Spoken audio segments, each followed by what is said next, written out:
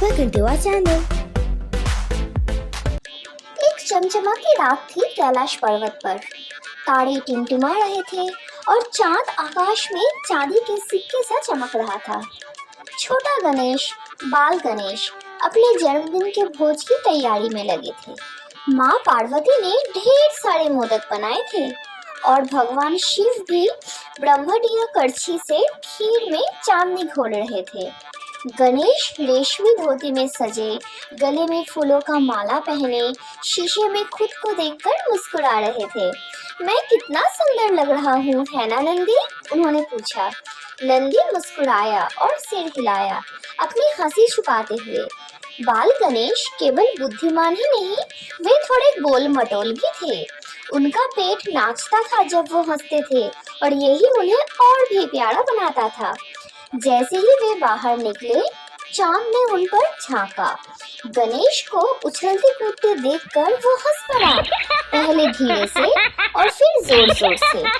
गणेश ने सिर उठाया। कौन हंस रहा है? चांद ने आंख दबाकर कहा, तुम तो चलते फिरते मोदक जैसे लग रहे हो, गोलू मोलू भगवान। वन में सन्नाटा छा गया, हवा थम गई। गणेश की आंखें भर आई, वे चुपचाप लौट गए। माँ पार्वती के पास जाकर चुपचाप लिपट गए। पार्वती ने पूछा, मेरे चांद की आंखें इतनी उदास क्यों हैं? वे ऊपर वाला चांद मेरी हंसी उड़ाता है, गणेश ने कहा।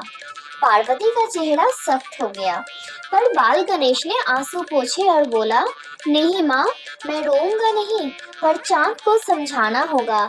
कभी कभी शब्द पहाड़ से भी भारी होते हैं। उस रात गणेश पर्वत की सबसे ऊंची चोटी पर चढ़े। तारे उनके लिए रास्ता छोड़ते गए। उन्होंने अपनी छोटी सी सुर उठाई और बोले, चंद्रदेव, तुमने बिना समझे मेरा मजाक उड़ाया।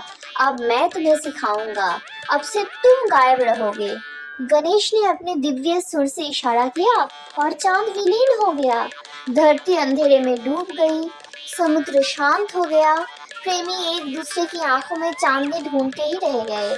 देवताओं ने विनती की, कवियों ने शोकगीत लिखे। अंत में भगवान शिव प्रकट हुए। पुत्र, शिक्षा उचित थी, पर दुनिया को उसका चाँद चाहिए। थोड़ा क्षमा करो। बाल गणेश ने सिर हिलाया। ठीक है, पर वो कभी पूरा ना होगा। वो घटे बढ़े ताकि उसे हमेशा विनम्र रहना याद रहे। तब से चांद घटता है, बढ़ता है, एक सीख, एक विनम्रता। और बाल गणेश, उन्होंने खूब सारे मोदकों के साथ अपना जन्मदिन मनाया।